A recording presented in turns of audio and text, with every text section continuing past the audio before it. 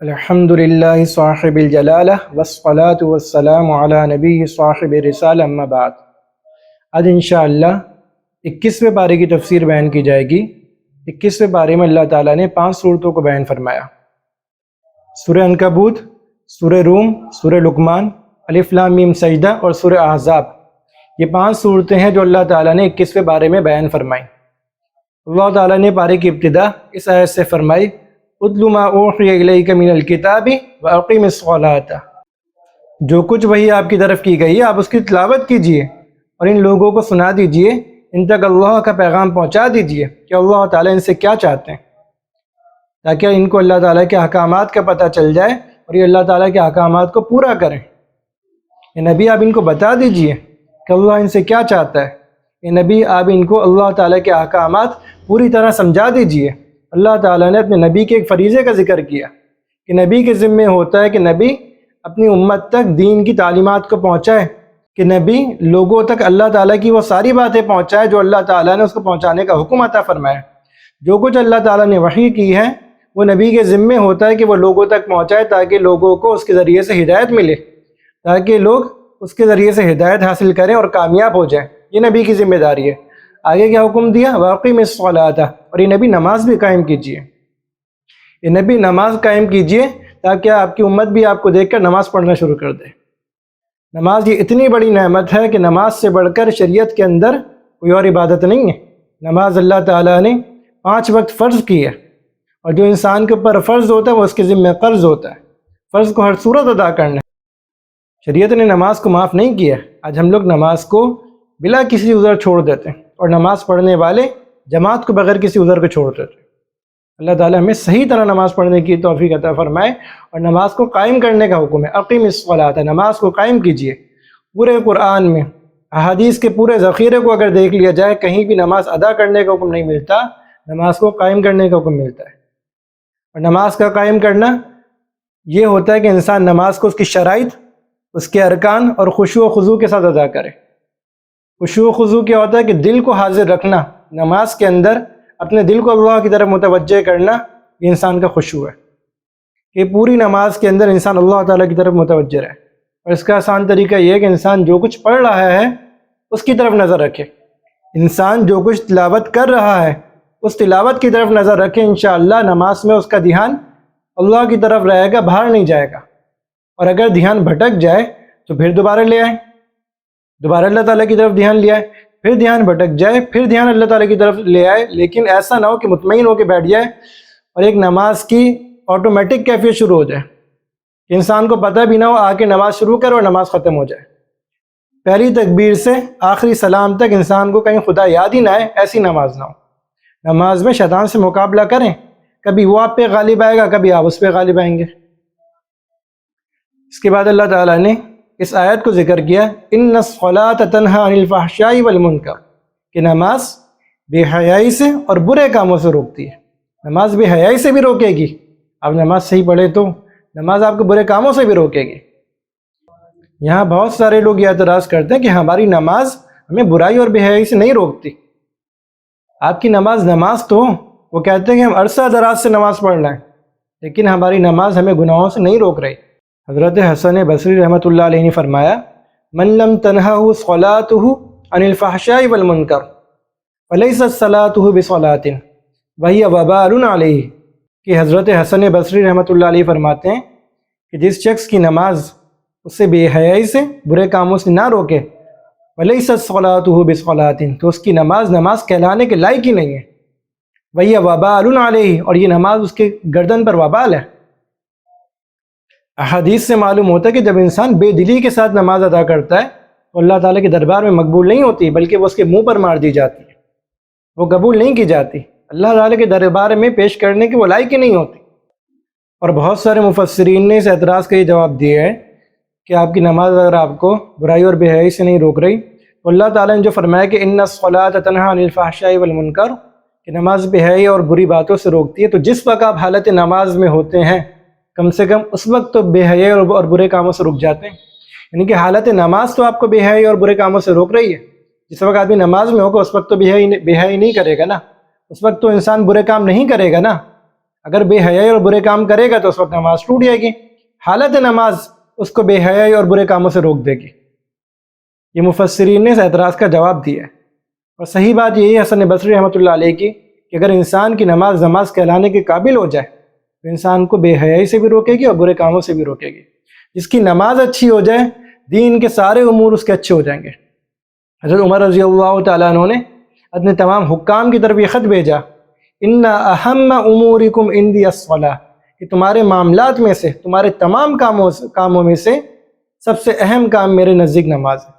جو شخص اس نماز کو ضائع کر دے گا وہ باقی ساری چیزوں کو ضائع کر دے گا، اور جو شخص اس نماز کو قائم کر لے گا، اس نماز کی حفاظت کرے گا تو انشاءاللہ دیگر امور کی بھی حفاظت کرے گا۔ اس کے بعد آگے اللہ تعالیٰ نے ارشاد فرمایا وَلَذِكْرُ اللَّهِ اکبر، کہ اللہ تعالیٰ کی یاد یہ بہت بڑی چیز ہے۔ وَلَذِكْرُ اللَّهِ اکبر، کہ اللہ تعالیٰ کی یاد یہ تو بہت بڑی چیز ہے۔ ہم نے اپنے بڑوں سے سنا، بڑوں کو یہ کہتے ہوئے سنا جب باہر سے لوگ ان کے پاس تشریف لاتے تھے اور یہ کہتے تھے کہ حضرت ہمیں نصیحت فرما دیں، ہم نے یہ کہتے ہوئے سنا کہ تعلق مع اللہ یہ بہت بڑی چیز ہے، کہ اللہ تعالیٰ کے ساتھ آپ کا تعلق بن جائے یہ بہت بڑی چیز ہے۔ اللہ کو یاد کرنا، ذکر اللہ اکبر، اللہ کو یاد کرنا یہ بہت بڑی چیز ہے۔ اور ہم نے اپنے بڑوں کو یہ بھی سنا کہ جب کوئی آ کر یہ کہتا تھا کہ حضرت ہم اللہ تعالیٰ کو یاد کرتے ہیں، ہم اللہ کا ذکر کرتے ہیں لیکن ہمارا دل نہیں لگتا، تو ہم نے اپنے بڑوں کا جواب یہ سنا کہ اس رب کا ذکر تمہاری زبان پر آ گیا کوئی چھوٹی بات ہے؟ کیا اس کے حکم کے بغیر تم اس کا نام لے سکتے تھے؟ اس نے تمہیں اپنے نام لینے کی توفیق دے دی، کم سعادت ہے۔ تمہاری حقیر سی زبان پر اس رب کا نام آ گیا، یہ کوئی چھوٹی بات ہے؟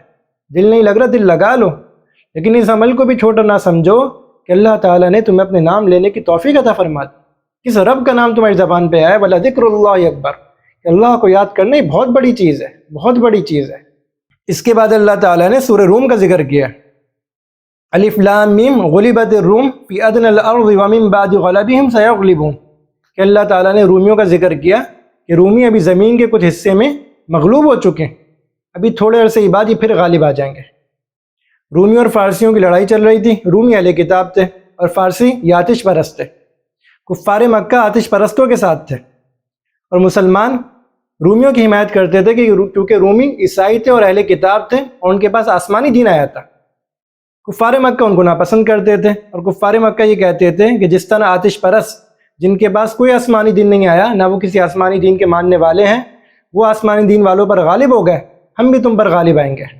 لیکن جب سورہ روم کی آیتیں نازل ہوئیں اور اللہ تعالیٰ نے یہ بات فرما دی کہ ابھی تھوڑے عرصے بعد یہ رومی پھر غالب آئیں گے، جب یہ آیتیں نازل ہو گئیں تو ان آیتوں کو سن کر حضرت ابو بکر صدیق رضی اللہ تعالیٰ عنہ نے جا کر رومیوں کی فتح کا اعلان کر دیا اور ان کی فتح کی پیشن گوئی کر دی۔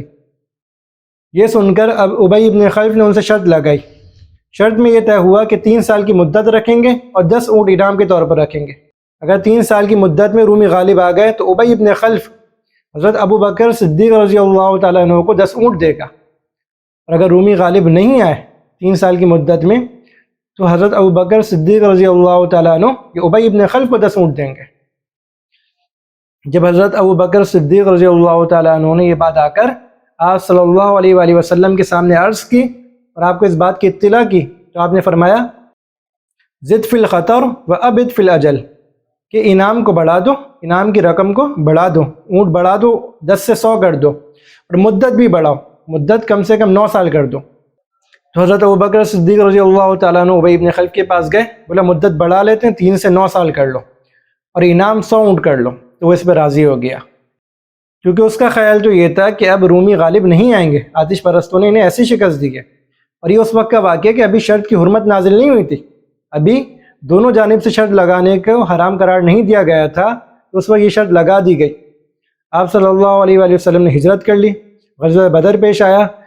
غزوہ بدر کے موقع پر جہاں اللہ تعالیٰ نے کفر کے اسلام کے مقابلے میں نیچا کیا اور اہل کفر اہل اسلام میں سے اہل اسلام کو عزت عطا فرمائی۔ کفر اسلام کے پہلے مارکے میں اللہ تعالیٰ نے جب اسلام کا سر بلند کر دیا تو مسلمانوں کو جہاں ایسی خوشی تھی وہ اللہ تعالیٰ نے ایک خوشی اور عطا فرمائی کہ اللہ تعالیٰ نے رومیوں کو غلبہ عطا فرما دیا۔ اب ابی ابن خلف تو بدر کے موقع پر مارا گیا تھا، تو حضرت ابوبکر صدیق رضی اللہ تعالیٰ عنہ اس کی اولاد کے پاس گئے اور آپ نے انعام کا مطالبہ کیا اور 100 اونٹ لے کر آئے۔ آپ صلی اللہ علیہ وسلم نے فرمایا کہ شرط کی حرمت کا حکم آ چکا ہے، اب تم اس کو صدقہ کر دو، یہ تمہارے لیے استعمال کرنا جائز نہیں ہے۔ اس کے بعد اللہ تعالیٰ نے اس آیت کو ذکر کیا، وَمَا آتَيْتُم مِّنَ الرِّبَا لِيَرْبُوا فِي أَمْوَالِ النَّاسِ فَلَا يَرْبُو عِندَ اللَّهِ، کہ جو کچھ مال تم لوگوں کو دیتے ہو تاکہ وہ مال لوگوں کے مال میں مل کر بڑھائی کے ساتھ تمہارے پاس واپس آئے، یعنی بڑھ کر تمہارے پاس واپس آئے، وہ اللہ کے نزدیک نہیں بڑھتا۔ یہاں اللہ تعالیٰ نے ان رسم و رواج کی، ان طور طریقوں کی نفی کی ہے جن رسم و رواج کے اندر لوگ پیسے دیتے ہیں اس نیت سے کہ مجھے بعد میں اس سے زیادہ پیسے واپس ملیں گے۔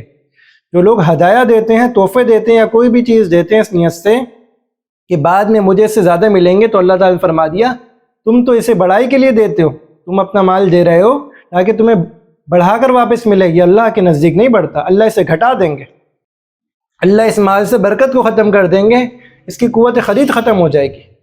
یہ مال تمہیں 500 روپے کا نوٹ تمہیں 10 روپے کا بھی فائدہ نہیں دے گا، اللہ تعالیٰ اس کو تھانوں میں ہسپتالوں میں نکلوا دیں گے، چوری ہو جائے گا، آگ لگ جائے گی، کسی فضول کام میں استعمال ہو جائے گا، تمہارے کام نہیں آئے گا۔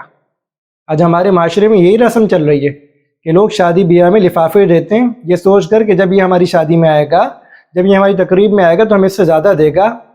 اسی طرح کسی اور موقع پر ہدیہ دیتے ہیں تاکہ یہ ہمیں اس سے بڑھ کر ہدیہ دے، یہ ناجائز ہے۔ یہ بھی سود ہی کی ایک قسم ہے کہ انسان کسی کو اپنا مال دے رہا ہے تاکہ یہ مجھے بڑھا کر دے، یہ بھی سود ہی کی ایک قسم ہے اور شریعت نے اسے ناجائز قرار دیا ہے۔ وَلَا تَمْنُن تَسْتَكْثِرْ، مال کو زیادہ طلب کرنے کے لیے خرچ نہ کرو کہ تم کسی کو مال دے رہو اس نیت سے کہ وہ تمہیں بڑھا کر واپس دے گا، یہ درست نہیں ہے، اس کو شریعت نے جائز قرار نہیں دیا کہ آپ کسی کو اپنا مال دیں اس نیت سے کہ وہ آپ کو بڑھا کر دے گا۔ تحفہ دینا ہے اللہ کی رضا کی نیت سے دیں، ہدیہ دینا اللہ کی رضا کی نیت سے دیں گے تو قبول ہے، اگر بڑھا کے واپس لینے کی نیت سے دے رہے تو ناجائز ہے۔ اگر نہیں دینا نہ دیں، ہدیہ نہ دیں، آپ تحفہ نہیں دینا نہ دیں، شادی میں لفافہ نہیں دینا نہ دیں، لیکن اس نیت سے ہرگز نہ دیں کہ مجھے یہ بڑھا کر واپس ملے گا، یہ صورت شرعاً ناجائز ہے۔ اس کے بعد اللہ تعالیٰ نے یہ بات بتلا دی کہ انسان کی زندگی میں تکالیف آتے کیوں ہیں، انسان کو پریشانیوں کا سامنا کرنا کیوں پڑتا ہے۔ ظہر الفساد فی البر والبحر ما کسبت ایدی الناس، خشکی میں یا سمندروں میں کوئی بھی فساد واقع ہوتا ہے، خشکی میں کوئی فساد ظاہر ہوا، سمندر میں کوئی فساد ظاہر ہوا، بما کسبت ایدی الناس، یہ انسان کے اپنے اعمالوں کی وجہ سے ظاہر ہوا۔ اللہ تعالیٰ کتنے اعمالوں کی سزا تو معاف فرما دیتے ہیں، کچھ بدعمالیوں کی سزا اللہ تعالیٰ ہم پر ڈال دیتے ہیں، ان بدعمالیوں کی سزا ہم برداشت نہیں کر پاتے، زندگی تنگ ہو جاتی ہے، انسان پریشان ہو جاتا ہے۔ دو قسم کی مصیبتیں انسان پر آتی ہیں، ایک مصیبت وہ ہوتی ہے جو انسان کے درجات بلند کرنے کے لیے اللہ تعالیٰ اس پر ڈالتے ہیں، دوسری مصیبت وہ ہوتی ہے جو اس کے اعمالوں کی شامت ہوتی ہے۔ ان دونوں میں فرق کیسے پتہ چلے؟ پہلی قسم کی مصیبت میں انسان ثابت قدم رہتا ہے، صبر اختیار کرتا ہے، جو مصیبت اللہ تعالیٰ کی طرف سے اس کے درجات بلند کرنے کے لیے آئی ہوتی ہے اس پر انسان صبر کرتا ہے، اس کو انسان اللہ تعالیٰ کی رضا سمجھ کر خاموش ہو جاتا ہے اور اللہ تعالیٰ کے فیصلے کے آگے سر جھکا لیتا ہے۔ لیکن وہ تکلیف جو اس کو اس کے اعمال کی وجہ سے آئی ہے، لیکن وہ تکلیف جو اس کی شامت اعمال ہے، یہ انسان کو صبر کرنے نہیں دیتے، یہ انسان کو اور جزا فضا پر مجبور کرتی ہے، یہ انسان کو اور ابھارتی ہے گناہ پر، یہ انسان کو اللہ تعالیٰ کی ناشکری پر ابھارتی ہے اور ایسے بول کہنے پر مجبور کرتی ہے کہ جس سے اللہ تعالیٰ کی ذات پر شکوہ لازم ہے۔ انسان اللہ تعالیٰ کی ذات سے شکوہ کر رہا ہے، اللہ تعالیٰ کے فیصلوں پر راضی نہیں ہے، یہ انسان کے لیے وبال بن جاتی ہے۔ تو اگر اللہ تعالیٰ کا کوئی فیصلہ آپ کی مرضی کے خلاف ہو جائے تو اس پر صبر کریں۔ ہم اپنے لیے اس بات کو تو پسند کرتے ہیں جس پر ہم خود راضی ہیں، لیکن اللہ تعالیٰ نے ہمارے لیے جو بات پسند کی ہے ہم اس پر راضی نہیں ہوتے۔ اللہ تعالیٰ کے فیصلے پر راضی ہونا سیکھ لیں، آپ کی زندگی آسان ہو جائے گی۔ یہی وجہ ہے، اگر آپ قرآن میں غور کریں گے تو آپ کو صاف نظر آئے گا وَمَن يَتَّقِ اللَّهَ يَجْعَل لَّهُ مَخْرَجًا، جو شخص اللہ سے ڈرتا ہے نا، اللہ تعالیٰ ہر تنگی سے نکلنے کا راستہ پیدا کر دیتے ہیں۔ اب اولیاء اللہ کو دیکھ لیں، جتنی بھی بڑی مصیبت آ جائے وہ مطمئن ہوتے ہیں، اپنی زندگی میں مطمئن ہوتے ہیں، انہیں کوئی فکر نہیں ہوتی۔ تکلیف ہوتی ہے، طبعی تکلیف ہوتی ہے، فطری درد ان کو بھی ہوتا ہے، فطری درد ان کو بھی محسوس کرنا پڑتا ہے، ایسا نہیں کہ فطرت سے دور چلے جائیں گے، ایسا نہیں کہ تکلیف نہیں ہوگی، لیکن اپنے اللہ کے فیصلے پر راضی ہوتے ہیں، یہ ان کے اعمال کی شامت نہیں ہوتی، یہ اللہ تعالیٰ کی طرف سے ان پر مہربانی ہوتی ہے۔ اس کے بعد اللہ تعالیٰ نے حضرت لقمان کی نصیحتوں کا ذکر کیا، یا بنی لا تشرک باللہ، اے بنیا، اے میرے بیٹے، اے میرے بیٹے، اللہ تعالیٰ کے ساتھ شرک مت کر لینا۔ میرے بیٹے شرک مت کر لینا اللہ تعالیٰ کے ساتھ، یہ شرک تو بہت بڑا ظلم ہے۔ میرے بیٹے اللہ تعالیٰ کے ساتھ شرک مت کرنا، اللہ تعالیٰ کے ساتھ کسی کو شریک نہیں کرنا، نہ اللہ تعالیٰ کی ذات میں اللہ تعالیٰ کے ساتھ کسی کو شریک کرنا۔ میرے بیٹے نے اللہ تعالیٰ کی صفات میں اللہ تعالیٰ کے ساتھ کسی کو شریک کرنا، اللہ تعالیٰ کے برابر کسی کو مت سمجھنا۔ رزق بھی اللہ تعالیٰ تجھے دیتے ہیں، نعمت بھی اللہ تعالیٰ تجھے دیتے ہیں، ہر وہ چیز جو تیرے پاس ہے وہ اللہ کی دی ہوئی ہے، تو میرے بیٹے اللہ کے ساتھ کسی اور کو شریک مت کریو۔ یہ جھوٹے جھوٹے خدا اللہ کے برابر سے کیسے ٹھہراؤ گے؟ ساری نعمتیں وہ دے، تیرے سارے کام وہ بنائے، ساری عطا اس کی ہو، پھر تو شریک اس کے ساتھ ان کو کر دے جنہوں نے کچھ نہیں کیا۔ اور آگے کیا نصیحت فرمائیں کہ یا بنی اقیم الصلاۃ، اے میرے بیٹے نماز کو قائم کرو، اے میرے بیٹے نماز کو قائم کرو، وامر بالمعروف، اور میرے بیٹے نیکی کی دعوت دو، اچھائی کی طرف لوگوں کو بلاؤ۔ میرے بیٹے اچھائی کی طرف جب لوگوں کو بلاؤ گے تو نتیجہ کیا ہوگا؟ اچھائی سب سے پہلے تمہارے اندر آئے گی، اچھائی سب سے پہلے تمہارے دل کے اندر اترے گی، اور تمہاری زبان سے لوگوں کو بھی نیکی کی دعوت مل جائے گی۔ حدیث میں آتا ہے کہ جو شخص کسی کو نیکی کی طرف دعوت دے، جو شخص کسی کو نیکی کی طرف بلائے اور وہ شخص اس نیکی پر عمل کر لے، تو اس شخص کو بھی اس نیکی کرنے کا ثواب ملے گا اور اس کو بھی نیکی کرنے کا ثواب ملے گا۔ اسی طرح اگر کوئی شخص کسی کو گناہ کی طرف بلائے تو گناہ کرنے والا بھی گناہ گار ہوگا، گناہ کی طرف بلانے والا بھی گناہ گار ہوگا۔ حدیث میں آتا ہے الدال علی الخیر کفاعلی، خیر کی طرف بلانے والا خیر کے کرنے والی کی طرح۔ کسی شخص نے اگر کسی کو نیکی کی طرف بلایا، کسی خیر کی طرف بلایا، اور وہ شخص خیر کی طرف آ گیا، تو یہ بلانے والا بھی ایسا ہے جیسے یہ بھی خیر کی طرف آیا ہو، یعنی اسے بھی اتنا ہی اجر ملے گا جتنا اس کرنے والے کو اجر ملے گا۔ اور اس کے بعد کیا نصیحت فرمائی؟ ونہا عن المنکر، میرے بیٹے برائی سے بھی روکو، میرے بیٹے لوگوں کو برائی سے روکو، نتیجہ یہ ہوگا کہ تم بھی برائی سے رکو گے اور معاشرہ بھی جرائم سے پاک ہو جائے گا۔ آج ہمارے یہاں معاشرے میں نیکی کی طرف بلانے والے تو بہت مل جائیں گے، اول تو ایک طبقہ تو ایسا ہی ہے، ایک طبقہ کیا، ایک بڑا طبقہ ایسا ہے کہ جو نیکی کی طرف بھی نہیں بلاتا، لیکن جو لوگ نیکی کی طرف بلاتے ہیں وہ بھی برائی سے نہیں روکتے۔ برائی سے روکنے والا معاشرے میں بہت کم طبقہ ہے۔ جو لوگ لوگوں کو نیکی کی دعوت دیتے ہیں وہ برائی سے نہیں روکتے۔ ونہا عن المنکر، قرآن نے دونوں چیزوں کو علیحدہ علیحدہ ذکر کیا، وامر بالمعروف کہ نیکی کا بھی حکم دو، ونہا عن المنکر اور برائی سے بھی روکو۔ بعض لوگ اس کے جواب میں یہ کہتے ہیں کہ ہم جب نیکی کی طرف بلا رہے ہیں تو اس کا مطلب یہ کہ ہم نیکی کی طرف بلا رہے ہیں، وہ جب وہ نیکی پر آئے گا تو وہ گناہ سے خود رک جائے گا۔ یاد رکھیں یہ صورت بھی گناہ سے روکنے کی ہے، لیکن قرآن نے علیحدہ علیحدہ حکم دیا کہ نیکی کی طرف بھی صراحتاً بلاؤ اور گناہ کی طرف سے بھی صراحتاً روکو۔ وَأْمُرْ بِالْمَعْرُوفِ وَانْهَ عَنِ الْمُنْكَرِ، نیکی کی طرف حکم دینے کا بھی صراحتاً حکم ہے اور برائی سے روکنے کا بھی صراحتاً حکم ہے۔ ایسا نہیں کہ آپ نیکی کی طرف دعوت دیں اور یہ سوچیں کہ وہ گناہ سے خود رک جائے گا، گناہ سے بھی لوگوں کو روکنے کی طرف دعوت دیں، گناہ پر بھی لوگوں کو تنبیہ فرمائیں، اسی طرح معاشرے میں سدھار پیدا ہوگا۔ اس کے بعد حضرت لقمان نے اپنے بچے کو کیا نصیحت فرمائی؟ وَاصْبِرْ عَلَىٰ مَا أَصَابَكَ، جو کچھ اللہ تعالیٰ کی طرف سے تجھے پہنچ جائے اس پہ صبر کر۔ إِنَّ الصَّبْرَ مِنْ عَزْمِ الْأُمُورِ، کہ صبر کرنا تو یہ بڑے حوصلہ مند لوگوں کا کام ہے۔ إِنَّ الصَّبْرَ مِنْ عَزْمِ الْأُمُورِ، کہ صبر کو اختیار کرنا یہ تو بڑی قوت کا کام ہے۔ وَاصْبِرْ مَا أَصَابَكَ وَاصْبِرْ عَلَىٰ مَا أَصَابَكَ، کہ جو کچھ تجھے اللہ تعالیٰ کی طرف سے پہنچ جائے اس پر صبر کر۔ وَاصْبِرْ عَلَىٰ مَا أَصَابَكَ، اللہ تعالیٰ کی طرف سے جو فیصلہ آ جائے تیری خواہش کے موافق ہو تو اللہ تعالیٰ کا شکر ادا کر لے، اگر خواہش کے مخالف ہے تو کیا کر؟ صبر کر، رو نہیں، صبر کر۔ فطری طور پر آنسو نکل جائیں، شریعت نے اس کی طرف سے نہیں روکا۔ فطری طور پر آنسو نکل گئے، غم ہو گیا، شریعت نے اس میں آپ کی کوئی پکڑ نہیں کی، لیکن بلا وجہ رونا، بلا وجہ اس کا ڈھنڈورا پیٹنا شریعت نے اس کو پسند نہیں فرمایا۔ وَاصْبِرْ عَلَىٰ مَا أَصَابَكَ، جو کچھ اللہ تعالیٰ کی طرف سے فیصلہ آ گیا اس پر صبر کرو۔ إِنَّ الصَّبْرَ مِنْ عَزْمِ الْأُمُورِ، صبر کرنا یہ تو بڑا حوصلہ مند لوگوں کا کام ہے۔ اور کیا نصیحت فرمائی؟ وَلَا تُصَعِّرْ خَدَّكَ لِلنَّاسِ، اپنے منہ کو نہ لوگوں کے لیے ٹیڑھا نہ کرو۔ ذرا عہدہ مل گیا، ذرا اللہ نے مال عطا فرما دیا تو یہ منہ کیوں ٹیڑھا ہو جاتا ہے؟ یہ چال کیوں بدل جاتی ہے؟ یہ رخ کیوں بدل جاتا ہے؟ انداز بدل جائے گا، کردار بدل جائے گا، ملنے جلنے میں اخلاق بدل جائیں گے۔ ذرا انسان کو دنیاوی منصب عطا ہو جائے، ذرا انسان حکومتی کسی کام میں لگ جائے تو انسان کے تیور بدل جاتا ہے، تو انسان کا انداز بدل جاتا ہے، کردار بدل جاتا ہے، انسان پہلے جیسا نہیں رہتا۔ تو فرمایا کہ وَلَا تُصَعِّرْ خَدَّكَ لِلنَّاسِ، اپنے منہ کو لوگوں کے لیے ٹیڑھا کیوں کرتے ہو؟ ٹیڑھے منہ سے کیوں لوگوں سے مل رہے ہو؟ حدیث میں آتے خندہ پیشانی سے لوگوں سے ملنا، مسکرا کے لوگوں سے ملنا، یہ بھی صدقہ ہے۔ بجائے اس کے کہ صدقہ کر لیتے لوگوں سے خوش دلی کے ساتھ مل لیتے، اندر پیشانی سے مل لیتے، منہ ٹیڑھا کر کے مل رہے ہیں۔ بعض لوگوں کی عادت یہ ہوتی ہے کہ جب وہ لوگوں سے ملیں گے، جب وہ معاشرے میں جائیں گے تو بجھے ہوئے چہرے کے ساتھ جائیں گے۔ کبھی اس کی فکر نہیں ہوتی کہ ہمارے بجھے ہوئے چہرے کا لوگوں پہ کیا اثر پڑ رہا ہے۔ ہمارے بجھے ہوئے چہرے سے لوگوں کی طبیعتوں پر بھی اثر پڑتا ہے، لوگوں کی طبیعت ہی بجھ جاتی ہے، لیکن وہ جب ملیں گے وہ اپنی پوری عادت کے موافق بجھا ہوا چہرہ لے کے جائیں گے، کوئی تکلیف ہو نہ ہو، ہر وقت چہرے پہ 12 بجے ہوئے ہوں گے۔ اور اسی میں ایک طبقہ وہ ہے جو ناراض مخلوق کہلاتا ہے۔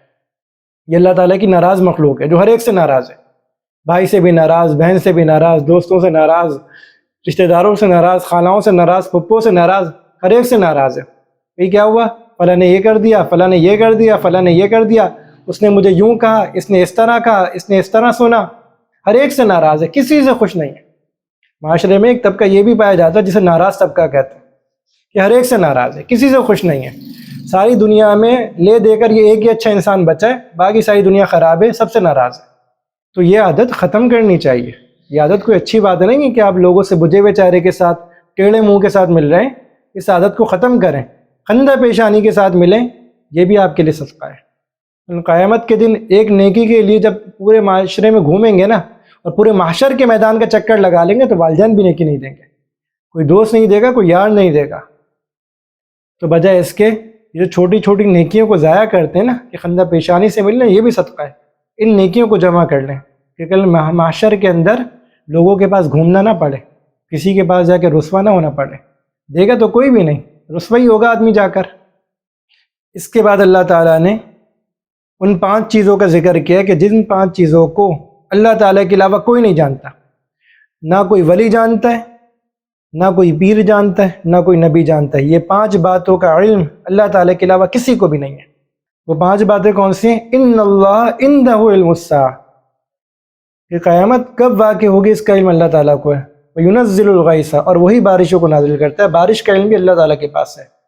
وَيَعْلَمُ مَا فِي الْأَرْحَامِ، کہ رحم کے اندر کیا چیز ہے اس کو بھی اللہ تعالیٰ جانتے ہیں۔ وَمَا تَدْرِي نَفْسٌ مَاذَا تَكْسِبُ غَدًا، کوئی جان اس بات کو نہیں جانتی کہ کل وہ کیا کمائے گی، کل کو وہ جان کیا کمائے گی، اس کو بھی کوئی نہیں جانتا سوائے اللہ کے۔ وَمَا تَدْرِي نَفْسٌ بِأَيِّ أَرْضٍ تَمُوتُ، اور کوئی جان اس بات کو نہیں جانتی کہ وہ کس زمین میں مرے گی، کہ اس کی موت کا وقت کب ہے، اس کو بھی کوئی نہیں جانتا۔ تو یہ 5 باتیں ان باتوں میں سے ہیں کہ جن کو اللہ کے علاوہ نہ کوئی مقرب فرشتہ، نہ کوئی ولی، نہ کوئی نبی، کوئی بھی نہیں جانتا۔ یہ 5 باتیں صرف اور صرف اللہ تعالیٰ جانتے ہیں۔ وہ 5 باتیں کون سی ہیں؟ قیامت کب آئے گی، سب سے پہلی بات کیا، قیامت کب آئے گی، بارش کب نازل ہوگی، بارش کب اترے گی، یہ بھی اللہ جانتے ہیں۔ اس کے بعد رحم کے اندر اللہ تعالیٰ نے کس چیز کو رکھا ہے، اس کی تفصیل میں بیان کروں گا۔ جو لوگ کہتے ہیں کہ الٹرا ساؤنڈ سے معلوم ہو جاتا ہے، رحم کے اندر کیا چیز ہے، اس کو بھی اللہ تعالیٰ ہی جانتے، کوئی اور نہیں جانتا۔ چوتھی چیز یہ کہ کون سی جان کل کو کیا کمائے گی، اس کا بھی کسی کو نہیں پتہ۔ 5ویں چیز یہ ہے کہ کون سی جان کس زمین کے اندر مرے گی، اس کے بارے میں بھی کوئی نہیں جانتا۔ ہارون کا واقعہ، منصور کا واقعہ آتا ہے، روایت میں منصور کا واقعہ آتا ہے کہ منصور نے ملک الموت کو خواب میں دیکھا، تو ان سے پوچھا کہ میری موت کا وقت کب ہے، تو انہوں نے یوں اشارہ کیا۔ اب منصور پریشان ہو گیا، منصور نے اپنے درباریوں کو بٹھایا، ان سے بولا علماء کو بلا کر لے کے آؤ۔ اب علماء میں 2 قسم کا طبقہ تھا، ایک وہ تھا جو منصور سے خوش تھا، دوسرا وہ تھا جو منصور سے ناراض تھا، جو ذرا منصور کے مخالف تھا۔ منصور نے ان کے سامنے تعبیر رکھی، منصور نے ان کے سامنے اپنا خواب سنایا اور ان سے تعبیر پوچھی۔ جو طبقہ خوش تھا اس میں سے بعض نے کہا کہ تم 5 مہینے اور زندہ رہو گے، بعض نے کہا تم 5 سال زندہ رہو گے، اور جو زیادہ ہی خوش تھا اس نے کہا کہ تم 50 سال اور زندہ رہو گے۔ لیکن جو بجھا ہوا طبقہ تھا اس نے کہا کہ تو ابھی 5 گھنٹے میں مر جائے گا، اور اگر کوئی ہمارے جیسا ہوتا تو وہ کہہ دیتا کہ بھائی تو 5 سیکنڈ میں اوپر پہنچے گا۔ تو منصور کو ان کی بات سن کر کوئی تشفی نہیں ہوئی، منصور کا دل مطمئن نہیں ہوا کہ یہ تعبیر مزے کی نہیں ہے۔ منصور نے کہا امام اعظم ابو حنیفہ رحمۃ اللہ علیہ کو بلاؤ۔ امام اعظم ابو حنیفہ رحمۃ اللہ علیہ کو بلایا گیا، منصور نے اپنا خواب سنایا۔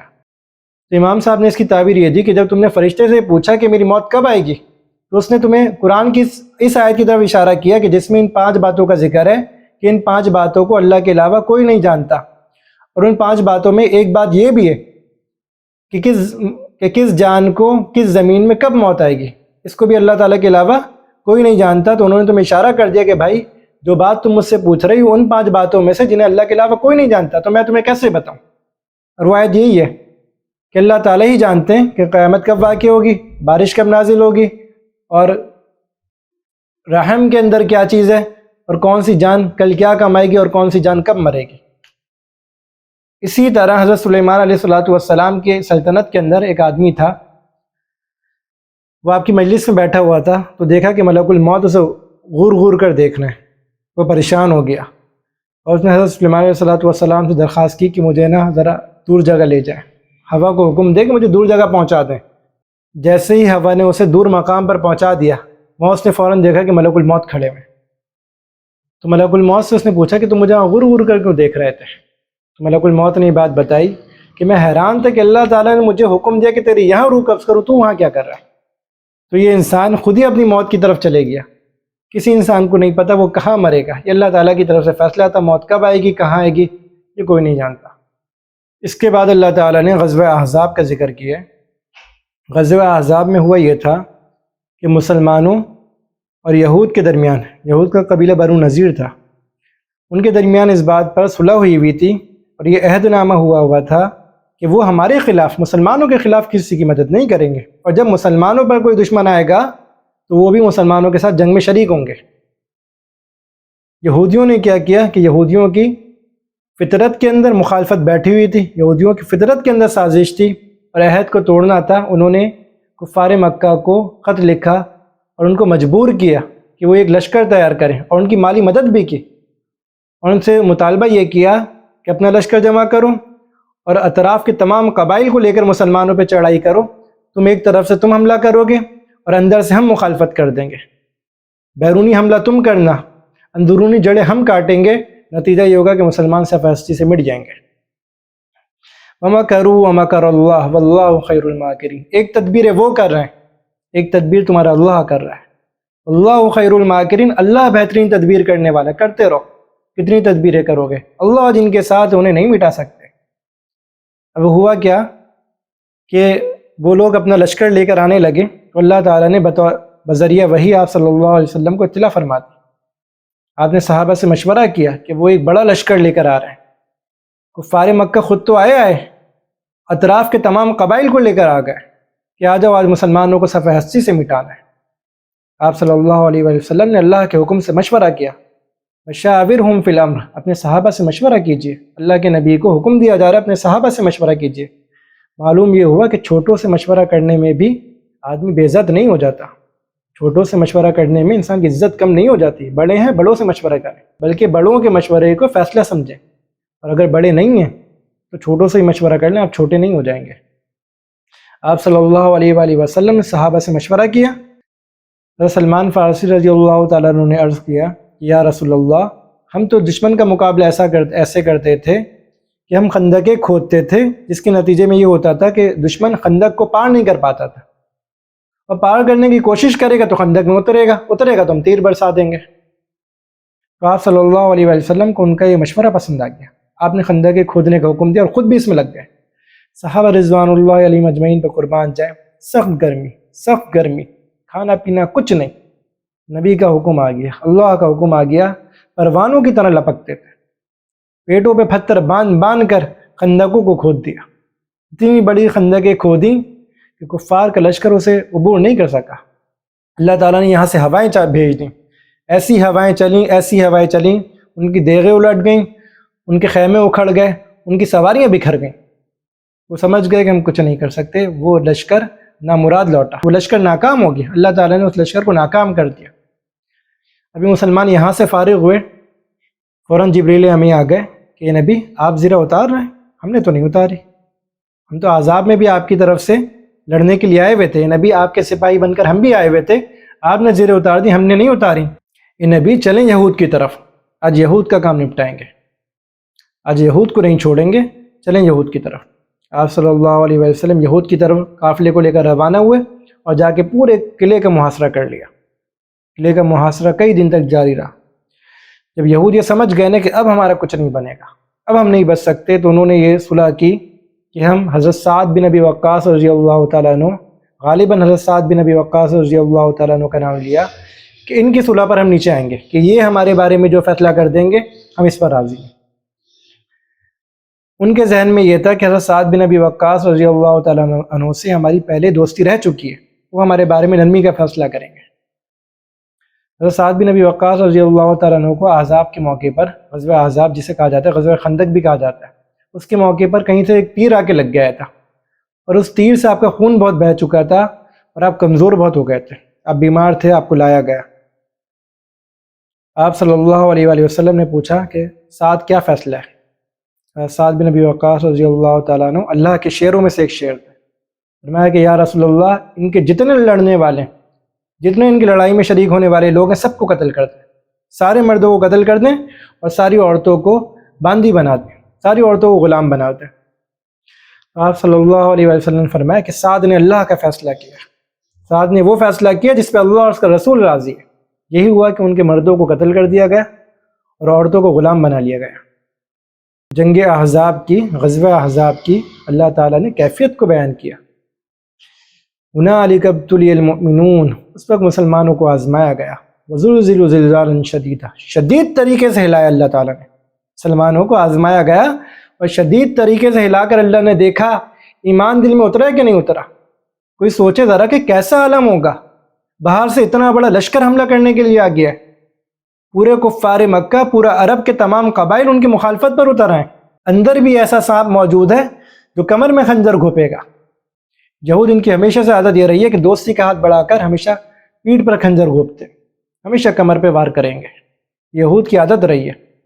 اب کیسا موقع تھا کہ آگے سے دشمن چڑھا ہے، پیچھے یہودیوں نے مخالفت کر دی ہے، درمیان میں مسلمان ہے کہ پس جائیں گے۔ هنالک ابتلی المؤمنون وزلزلوا زلزالا شدیدا۔ اللہ تعالیٰ کیسے بیان کر رہے ہیں کہ اللہ تعالیٰ نے آزمایا اور ہلا کر رکھ دیا مسلمانوں کو، لیکن مسلمان تھے، صحابہ تھے، میرے آپ کی طرح نہیں تھے۔